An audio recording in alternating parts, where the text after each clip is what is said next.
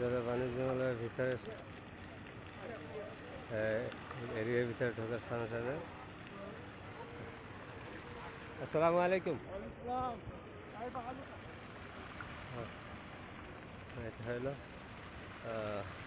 ঝর্ণা, আর এটার সামনে বিভিন্ন দেশের পতাকা আছে। কোন কোন দেশের ফেব্রিক আছে, এখানে লোক আসছে, সেই সমস্ত লোকের পতাকা দেওয়া আছে এখানে।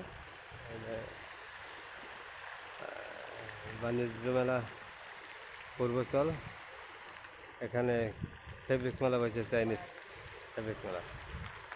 হ্যাঁ, আর এই দেখেন বাণিজ্য মেলার